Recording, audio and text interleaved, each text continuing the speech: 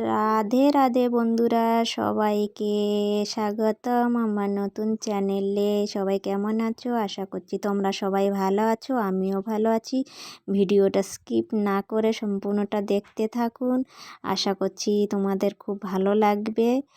আর আমি তো নতুন, কিভাবে কি করতে হয় ঠিক বুঝতে পারছি না। অবশ্যই আমার ভিডিওটা দেখতে থাকো, সবাই ভালো থাকো। সকালবেলা বাসি উনানের ছাইগুলো তুলে নিচ্ছি, নিয়ে উনানগুলো গোবর দিয়ে নেব। আর ছাইও অনেকগুলোই হয়ে গেছে, বাটি ভর্তি হয়ে গেছে একদম। উনানটা কাদা দিয়ে, আর আমার গোবর নেই, ওই কারণে শুধু কাদা দিয়েই গোবর দিই, ফেটে ফেটে চলে যায়। একটু গরুর গোবর দিলে ফাটে না, শুধু কাদা তো, তাই ফেটে ফেটে চলে যায়।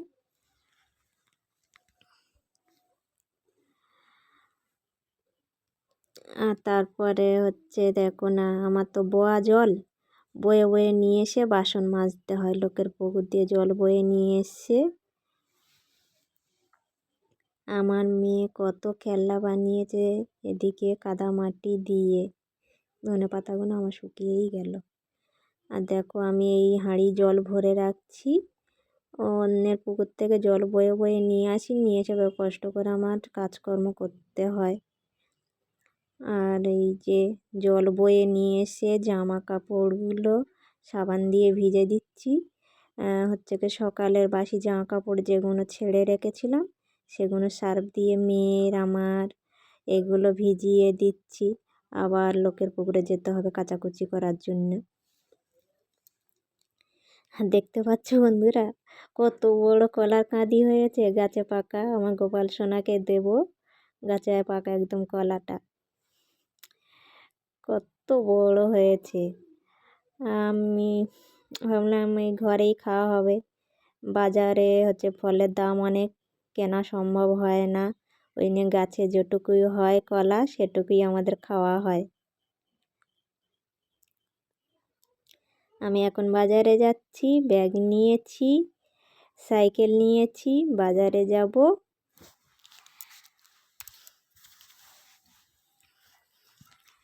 আমার মেয়ে ব্যাগ খুলে দেখছে মা কি খাবার দাবার নিয়ে আসলো। দেখো, একটা একটা করে সব বেছে বেছে বেছে বেছে আলাদা করছে। ও ঘি খেতে ভালোবাসে, ওর জন্য ঘি নিয়েছি। ও আবার দেখছে, ঘিটাও খুব ভালোবাসে ঘি খেতে।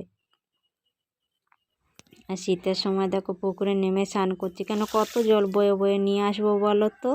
ওই জন্য এভাবে জলে নেমে শীতে কেঁপে কেঁপে আমাকে স্নান করতে হয়। সারা দিনটা জল বয়ে বয়ে কাজ করার, লোকের পুকুরও ভালো লাগে না যেতে।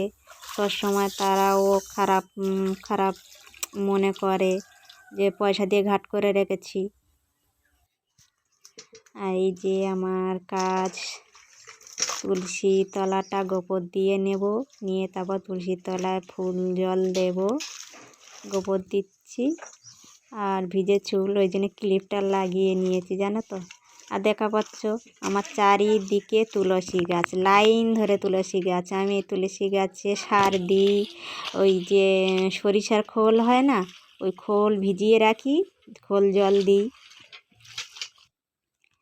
আর আমি ফুল চাষ করতে খুব ভালোবাসি, জানো তো।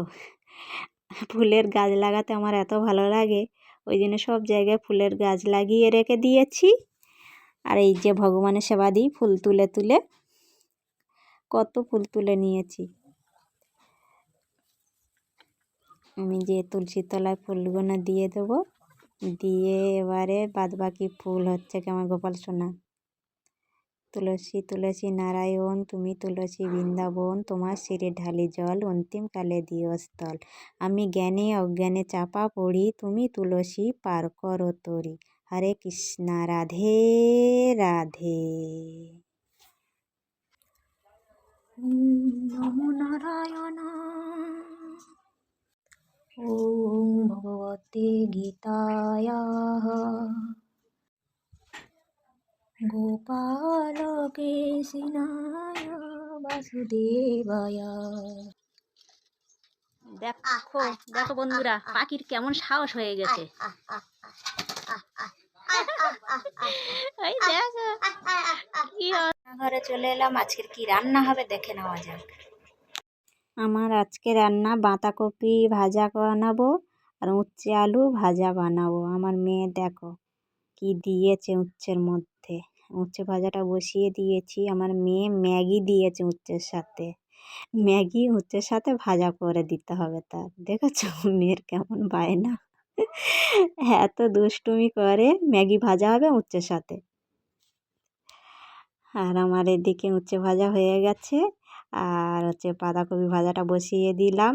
জিরে ফোড়ন দিয়েছি, আলুটা আগে ভেজে নিচ্ছি, নিয়ে বাঁধাকপিটা বসিয়ে দেব। কাঁচা লঙ্কা টঙ্কা মটরশুঁটি সব আলুর মধ্যেই দিয়ে দিচ্ছি। কে কেমন রান্না করো জানি না, আমি তো যা শর্টে হয় সেটাই করে ফেলি, এভাবেই কাজ সারি। আমার মেয়ে খেতে বসে গেছে। ও বলছে দেখো আমি বাঁধাকপি এই উচ্ছের সাথে দিয়েছি ম্যাগি।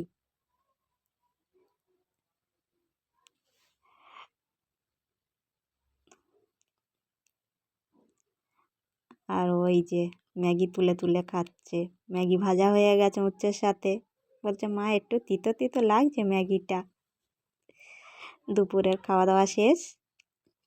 এবারে বিকাল হয়ে গেছে। আমি চাল রোদে দিয়েছিলাম। চালটা খুব পোকা লেগে গেছে জানো তো। এই রোদে দিয়েছি, পোকাগুলো বেরিয়ে যাবে। এবারে কি চালটা কুলো দিয়ে ঝাড়াও করে নেবো।